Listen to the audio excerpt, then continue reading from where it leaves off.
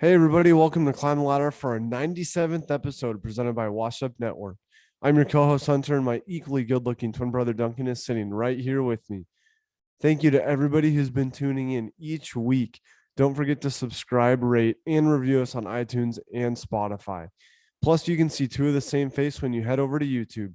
This episode is brought to you by Rugged Roots, who brings us the best in beard products. Use code LADDER20 at ruggedroots.com for 20% off your purchase. As always, let's climb the ladder. Hey everyone, excited to be here for episode 97. We've got a good episode for you guys coming. We've got a little bit of beer league softball recap. We've got some MLB and some NCAA standings. We're going to hear how Hunter's time at the ballpark was last week and do a little bit of hit the spot to send you on your way. So Hunter, some college baseball. You mentioned it last week, but we didn't have quite enough time to dive in. So we've got some standings as the season is a couple months underway. Take it away with how we're looking in D1 baseball. Yeah, we're 40 games into the NCAA D1 baseball schedule or season. And I know that there's so many different levels of baseball and everything, and we can't hit them all. But there's some exciting D1 baseball happening across a few different conferences. Pac-12 is representing SEC. I mean, we have a pretty good mix of teams, and we'll just run through the top 10 really quick. But there's some competitive conferences out there. The SEC is representing with Tennessee at number 1 at 37-3, followed by a Pac-12 representation in Oregon State, which shout out to the Gretler brothers, who we've had Michael on and we've mentioned his brother. But they're just such a rock solid team, and they have, proven history of success. So it's good to see them back up there as we're back into normal baseball, normal collegiate sports. And then we go Miami, Southern Mississippi, Arkansas, number 5. So another SEC school, followed by another Pac-12 school in Stanford at number 6. Great program, Virginia Tech. They started out really hot. And so they're at the number 7 spot. And then Oklahoma State, Texas Tech, Texas, and Virginia to dipped into number 11. So I'll finish it off with number 12. Gonzaga is really holding their own up in that. I guess we just did top 12, but in the monks of a lot of power schools, Gonzaga's holding their own. Yeah, I was going to say, if you're going to hit 11, might as well hit Gonzaga with number 12, obviously coming off of quite the disappointing basketball finish, not the NCAA tournament that all of the fans hoped for. But I mean, Gonzaga baseball up there, definitely holding their own. And then right after them, another Pac-12 representation, and then another SEC in UCLA and Georgia. So that's pretty good. Good representation across the Northwest and the West Coast, as well as a lot of SEC, which shouldn't be too big of a surprise to anybody. A quick scroll to the bottom to number 25. You got to like Wofford being in there. That's one that you don't expect to see in. And while we're at it, it looks like the D1 baseball championship is June 17th to 27th in Omaha, Nebraska. So that's exciting. Stay tuned. We're just over a month, about 6 weeks away from the D1 championship. Yeah, we'll definitely we were so focused on MLB and all the news surrounding the lockout and everything. So yeah, we'll definitely keep up more on college baseball going forward, especially D1 here. And to all of our other friends, players, teammates, former teammates, and everything across other leagues. It's still exciting ball. It's still fun to follow.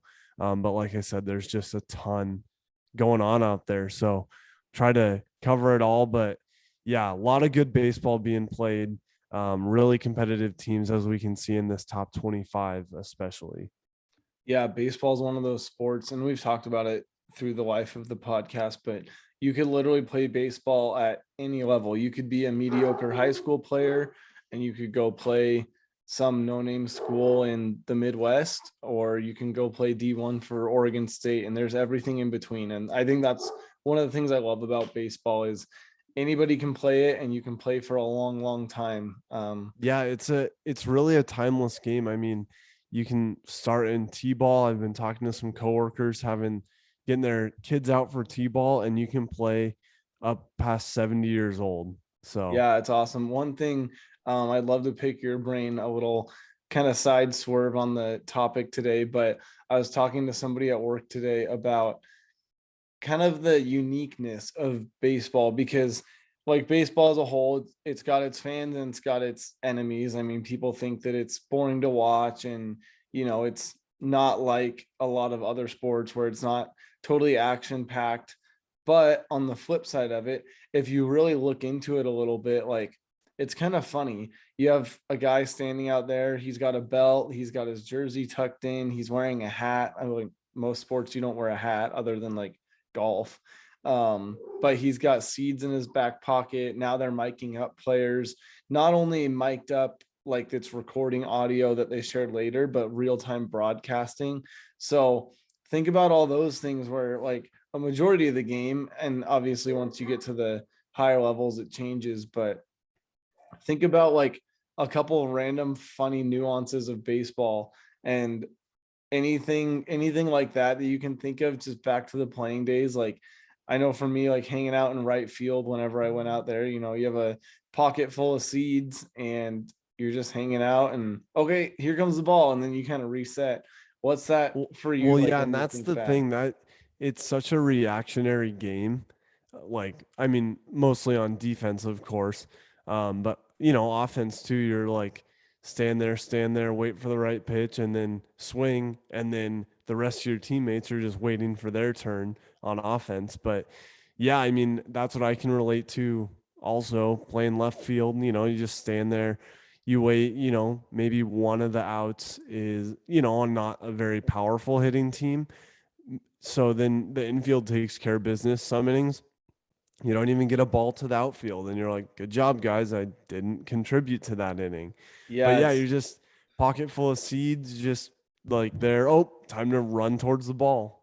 Yeah, it's just kind of funny if you actually think about it. I mean, I think it's one of the best sports ever created, and I love baseball to the day I die. But I was just thinking about like baseball's pretty unique, and so I figured I'd bring that up on here. But Yeah, uh, well, and I was sitting above at we'll get into it in a minute, but at the Mariners game, I was looking down at Jared Kelnick in right field last week, and it's just he's there. He's just standing there. No ball comes out his way. Infield takes care of it, and then run back in, and then maybe you hit, maybe you don't. And so it's like you have an opportunity to contribute to the points that are on the board, which obviously are runs. I'm not saying points, but just in the overall aspect of a game, points, maybe once an inning, maybe three times a game. So that's every third inning. You have a chance to contribute to the number of runs scored, which is just, yeah, if you think about it, like football, if you're on the field, you have a chance to contribute to that play. And yeah, it's just you're right. It's interesting. Yeah, I'm looking down on these guys, and like I've listened to interviews with like Kelnick and Rodriguez and Matt Brash, and they're all just dudes like 20, 21, 23 years old, like Matt Brash is, and they're just guys playing baseball, but then they get such a fame label because they're out on a professional stage, which like yeah, rightfully so, they've earned it, but also they're playing the same game that we've always loved and played. So it is yeah, funny to think about that. baseball's a pretty cool sport. So you mentioned MLB, and we'll get into your recap here in a minute, but figured we did a little bit of college standing, so might as well look at the first about 2 to 3 weeks, depending on schedules of the regular season. So Yeah, jumping I'll in, I'll do the AL, you can do the NL. yeah, let's go. So I'll start it off with our home division. Mariners are atop the AL West as of April 26th after a strong homestand. They went 7-2 at home after going 3-4 on the road. They had like we said a couple weeks ago, a fast first 10 games in a row before a day of rest. Just had an electric homestand, really showed up with the young guys coming through as well as the top of the order with Frazier and France. I mean, they are looking good. So M's 10-6 at the top of the West, followed by the Angels are a half game back, and then the A's are at 9-8. The Astros are at 7-9, which I could get into, but we might have to save. But I was talking to somebody, and the Astros had their 5 or 6 years of success. They climbed, they won the World Series, however gray that might be. And, they were in it last year, not as strong. And now look at where they are. And of course, they're only 3 games back, but still, that could be a representation of, hey, maybe their time's up. The Mariners are in it, the Angels are in it. I think the problem with the Angels, though, will be with their lack of rotation. They spend so much money on hitters.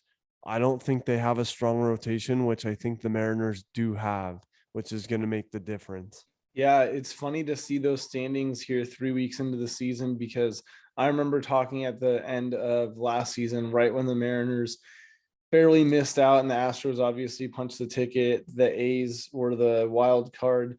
And we were like, man, they were so close. And the Angels started to make a run and the A's started to slip. So what are they going to do? And I think we had talked back then, probably in October, that the Astros were not going to be around this season. And like you said, a lot of baseball left to go. But two teams that we talked about being better are sitting at the top of the West right now, the Angels and the Mariners. And I think the Angels do have some concerns to address. So I think that that's definitely something to keep an eye on. But man, if the Mariners can stay healthy and keep hitters hot, I think that we'll see some good success this season. Exactly. Yeah, I really think so. And then looking at the AL East, the Blue Jays, they're a team that we talked about. They spent some money. They've been building some guys. They're atop the East at 11-6, followed by the Yankees with 10 wins. The Rays, strong, just good team, proven some success in these last couple of years. 9-7, followed by the Red Sox and the Orioles, but all of them are one game apart. So it's, the Blue Jays have a little bit of separation in the East, but a tight one is the AL Central. The Twins are at the top, which the Mariners started out with, and we thought the White Sox would be at the top. It goes Twins, followed by the Guardians, and then the White Sox are at 6-9, which the White Sox finished at the top last year. They still very well could. They're 2 games back. But to see the Twins out to an early lead at 8-8, and then there's only a half game separation from there on out with the Guardians, White Sox, Tigers, and Royals. Yeah, the surprise for me in all of the American League is the Royals, actually. I did not expect to see them. They're at the bottom of the Central. Obviously, it's super close, so that could change within the span of 1 or 2 series. But just to start out on that note, definitely not what I expected from Kansas City. For sure. Well, Dunk, you can take us over to the National League. Yeah, moving over to the National League, a little bit of similar standings, a little bit different. We'll start over in the East, East Coast, Least Coast, as we like to say from the West Coast. But the Mets, we talked a lot about the Mets.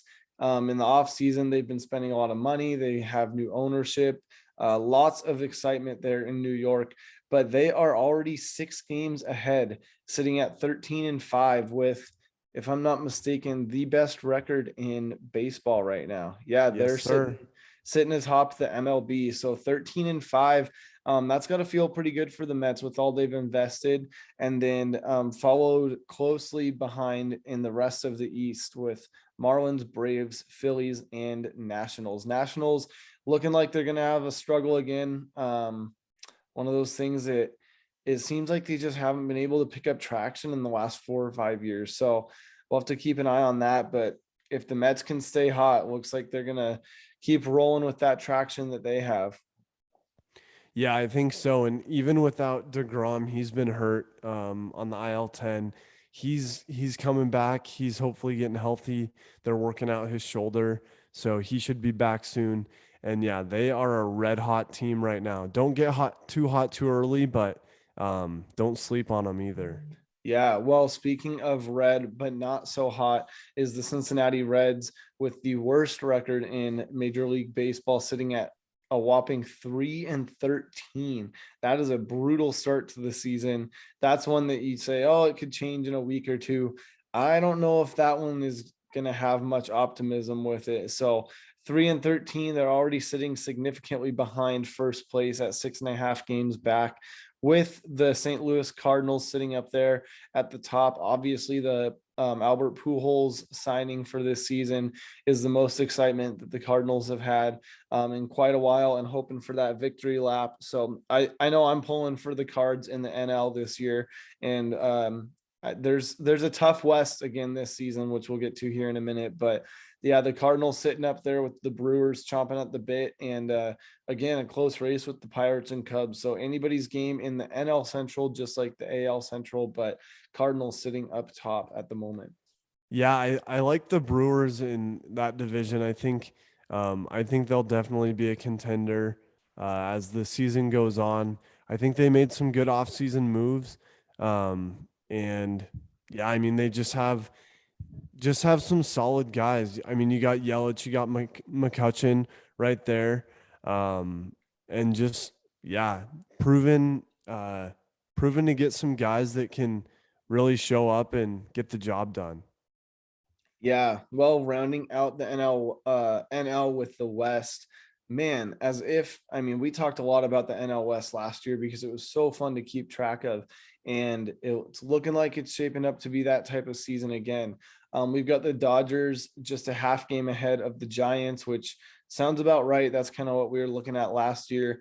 And obviously the Padres were right there. We thought at the beginning of last season that they were going to represent the NL West, and they definitely had a worst second half of the season after the All-Star break. But man, anybody's game right now in the Dodgers, Giants, Rockies thrown in there, which is a surprise, but they made some good offseason Kind of moves. like what Jim said.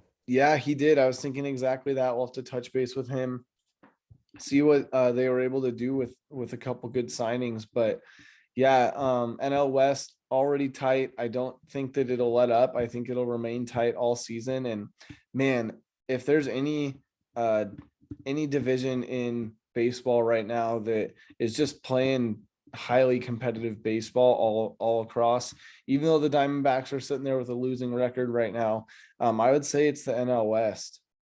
I would too. Yeah, I mean, we saw it last year that they could have had three teams in the playoffs just from the West, and the Padres didn't end up making it. But it's crazy to see the fourth place team in the NL West better than the first place in some of these other divisions. So it's gonna, yeah, that's gonna be the division to look for to play and to beat come end of the season. Definitely. Well, Hunter, you mentioned that the Mariners had a 7-2 homestand. Unfortunately, you were the reason for one of those two losses.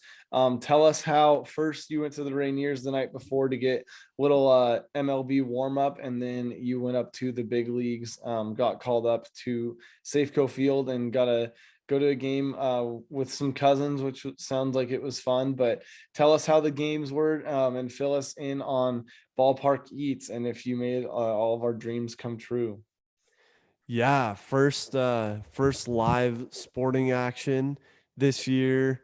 Got to go see the Rainiers in action. They won 4-2, had a nice home run. We got rained on, but we stuck it out, and always a good night at the ballpark. Sounds Good like loyal fans there. yeah, sounds like baseball in Seattle in April. Yeah, I mean, couldn't have written it up any better, but yeah, good Rainiers win over the hold while I say this, the Sugarland Space Cowboys out of Oh, Texas. I have been seeing them on Twitter. They're creating a little buzz, I think, for probably for their name. So that's kind of fun. Yeah, so fun game to watch there. And then yeah, the next night Got to go see the M's in action. Nice. That's fun. Yeah. Good game. Unfortunately, it sounds like they blew a lead. You texted me while it was happening, and Yeah, definitely an they were unfortunate up 5-0 after ending. the first. Opened it up, a lot of electricity flowing through the stadium, and then held on to a 5-2 lead until Marco started to get rocked. And yeah, that was too bad to see. Um, Ended up losing that one 8-6. Late in the game, we had a chance with Kelnick up, but couldn't get it done. But luckily, that was only one of two that they dropped at home. I heard that there was some good action, good fans, all throughout the homestand there. So good to see it. Yeah, what was the just the environment like at T-Mobile Park with, this exciting homestand? Obviously they were victorious overall, but I think you were there on Thursday night, so heading into the weekend, pretty good crowd or kind of an average Thursday night? What were we seeing? Yeah, kind of a low attendance for that Thursday night. Friday night they had the stadium, I think, 2/3 full, which was good. But it was still rocking. I mean, they had the roof closed, so it was nice and dry in there for us on Thursday. And yeah, there was a lot of energy. You could feel it. I like that. I mean, we talked even before the season started during the MLB lockout that, man, we were just going to pick up right where we left off, just like it was a quick all-star break. And it sounds like that happened, Yep. especially, I mean, I know our team specifically, Seattle kind of has that different sports culture where they've really rallied around a team, especially if they're doing good. I mean, we saw the lack of Seahawks support last year when the team wasn't so hot, but man, picking up where they left off and looking good is the hope. So let's hope that we can keep the ball rolling. Yeah, and man, it felt good to get back in there, just like we talked about. Found on the value beer menu, they have it at select sections throughout the stadium, and it was one section over from where we were sitting. $5 can of Bodie, can't beat it. Man, cannot beat that. I know I mean, sometimes it's kind of rough to pay like 15, $16 for one of the 24 boys. So that, I mean, that's a lot of beer right there. But yeah, Yeah, if it you said can, if I wanted a large domestic draft, so they had Miller on tap. Miller's a new sponsor this year, which is pretty cool. nice. Um, it was going to be $15 for a large domestic draft, What's a or large going? Is that 24 ounces? I think so. Yeah. Dang. So $5 can of Bodie. I could have got MGD if I went back, but it was kind of a chilly night. I'd probably go with a little bit more of a gourmet than MGD. Yeah. Dad probably would have punched you in the head if you got some genuine. I think so. Yeah, Miller Lite or look to alternative options. Not even the champagne of beers. They went straight MGD. MGD baby. Wow. Good to know. Might steer clear of that, but happy to hop on the Bodie and the Miller Lite train for sure. Well, speaking of that, what hit the spot for you during ballpark eats and what hit the spot for you since then this week? Yeah, I have to say that Bodie felt right and tasted right at the ballpark. Other than that, what hit the spot, man, just some good grilling over the weekend when the sun came out. Had a couple dogs, some burgers on there. Just nice to grill. Like, Yeah. talk about tasting the spring and itching for the summer. That fills it right there. I love that. I broke the grill out last week because we're starting to climb. We're starting to hit like that mid 60s as long as the rain holds off. Yesterday hit 72, I think, and so Wow. we're starting to get into that point where you don't wake up and it's freezing in the morning, slowly but surely. But man, it's always good to throw on like burgers or dogs. But last week I had some chicken thought, and I figured, man, if you're gonna make chicken, throw it on the grill. Like if you can, if it's a nice day. So I Yeah. had a half a bottle left of. You got to try this stuff. It's bomb. It's a spicy sweet barbecue sauce from Trader Joe's, Nice. and it's got like this kind of tangy teriyaki taste to it. So I smothered up some chicken, let it sit for about 30 minutes and really soak in, and then threw it on the grill. And that absolutely hit the spot. But that was just one that popped in my head. My actual one that I was thinking of is I got to go to LA last week for just a quick day trip, if you can believe that. And we found the spot near the beach called Nick's. And that is some good food. If you ever find yourself down in we were in the Manhattan Beach area near LAX, but got this prime rib dip. And I mean, you can't go wrong with prime rib. And then if you go to a Nope. place that's like kind of upper scale but casual, man, that was good. I'm not a big deviled eggs fan either, which but game changer is a deep fried deviled egg. So Wow. uh if you can think of like all the goodness that comes with the deviled egg, but then that texture is kind of weird of the hard boiled, that's out the window with a deep fried deviled egg. So definitely put that on your radar. Yeah, good stuff. I'll have to try that for sure. Well, any other ballpark eats or highlights from the weekend before we head into our last couple of segments? No, I mean, just good to be back at the ballpark. At the Rainiers game, had myself a few big waves, complimentary in the dugout club there. So, gotta love a good big wave. It was cold, so it's hard to enjoy the brews when it's a little chilly out. But um, yeah, other than that, from the weekend, got to go over and spend a day on the farm, do a little cattle branding, some cow wrestling, and getting them all tuned up for the next year. So it's always an adventure. Yeah, sounded like a good time. Was getting the lowdown, the scoop from the weekend, and sounds like you guys had a lot of fun. Yeah, it was a good time. Beautiful day over there. Wrestled some cows in the mud, got them all herded up. Got to play cowboy for a day. Nice. It was an adventure. It was a lot of fun over there. Nice. Yeah, Only sounds got like kicked a couple times. there you go. Yeah, leave with a few battle wounds. Yeah. All right. Well, jumping into a quick fantasy feats and failures, and then getting Hunter off to some beer league softball tonight. Really jumping into that segment by playing a game tonight. Fantasy feats and failures. We are officially 2 weeks into, well, we're on week 3 now of fantasy baseball, and there's some money on the line this season. So trying to make sure that I stay with it and check it frequently. Paid off in week 1, came out of week 1 at 1-0 with a pretty good win. I think I won by 20 or 30, but it was close. And so that was my feat. And then I had another almost failure by earning a tie here in week 2. Got to Sunday and I had like a 30-point lead and had some pitchers go negative and ended up tying on the exact half a point, which was Man, definitely a bummer to see hate to see it. until this morning when I saw a stat correction and earned the official failure of the week.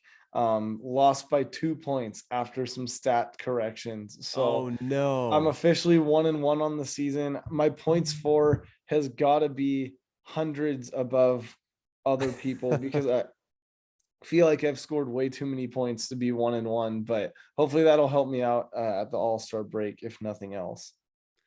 Yeah, good work on that. Man, that's tough though, especially when you are putting up the kind of numbers that you are every week so far. But yeah, tough to come down to it on a stat adjustment. Yeah, definitely. Looks like I have the second most points for in the league. Um, and I'll call you out. Looks like you have the least amount of points in the league.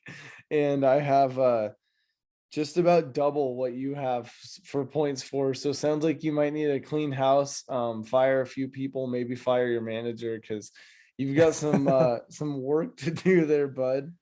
Yeah, well, the good news is I had a bye week last week, so I wasn't as on it because I didn't have competition. I know that we're playing for a little bit of money on the points for, so I'll definitely pick that back up. I've had some guys injured, getting DeGrom back, so get the arm back in there. But yeah, my feat for this week is stayed at 1-0 because I didn't play anybody. So I'll That's just like the have to Browns on bye week.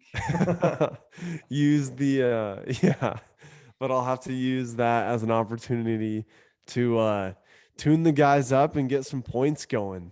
Yeah, let's go. Excited to see it. You've got a little bit of ground to cover, but if you do what I do, well, last season I would just go in like every couple weeks and like wipe out 5 guys and find someone else. So if you're on it a little bit more like day to day or every other day, definitely Yeah, helps weed out the bad apples, because some of them sneak in there and you're like, oh, they got 5 points yesterday, but on the season they're like 40 lower than the next guy. It's like off the shit, buddy.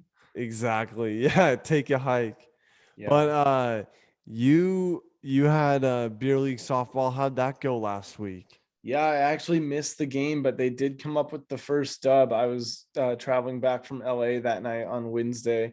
So got the first dub, sitting at 1-1 on the season, and another game tomorrow night, or tonight if you're listening on Wednesday when this comes out. So hoping that we can keep the streak going. Sounds like the boys were tuned up, and I'm really excited. I just scored basically a brand new bat for $100 on Facebook. This guy bought it, not allowed to use it in the league that he's playing in. Unfortunate for him, but very fortunate for us. It's bright highlighter yellow. So it'll look good swinging out there, and hoping to at least knock a few deep with it. Nice. Congrats on the first dub. That's huge. Yeah. Yeah. Hopefully you guys can go chase one tonight and get the boys working.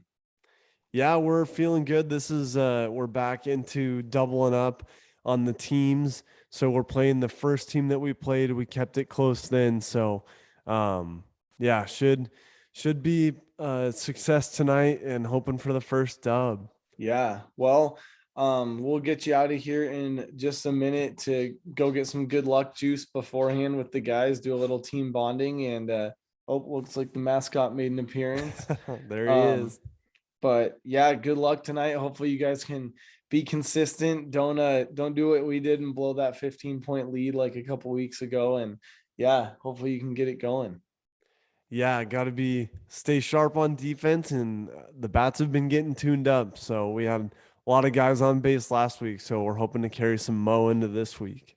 Good deal. Well, we'll let you get out of here and get loose. We don't want any hammies or quads going tonight when you're rounding first. So, yeah, thanks everybody for another episode of Climb the Ladder, episode 97 in the books, which means we are just 3 away from episode 100. Hunter and I have some good plans in store for that. And it's going to come out right after we get back from Costa Rica, which will also be fun because we'll have plenty to recap from that trip, doing a little Robertson family trip down to the beach. So excited for that. As always, don't forget to like, rate, subscribe wherever you listen to podcasts. We want to hear from you guys. We would love reviews. So if you haven't reviewed us or it's been a while, hop onto Apple Podcasts and make sure to give us some love, throw us some 5 stars, and let us know what your favorite thing about today's episode was. Yeah, definitely. Thanks everybody for tuning in. It's a good one as it usually is, and we hope you guys enjoy it. Yeah, well, that wraps up episode 97. We look forward to chatting with everybody next week. And as always, Let's climb the climb the ladder. ladder.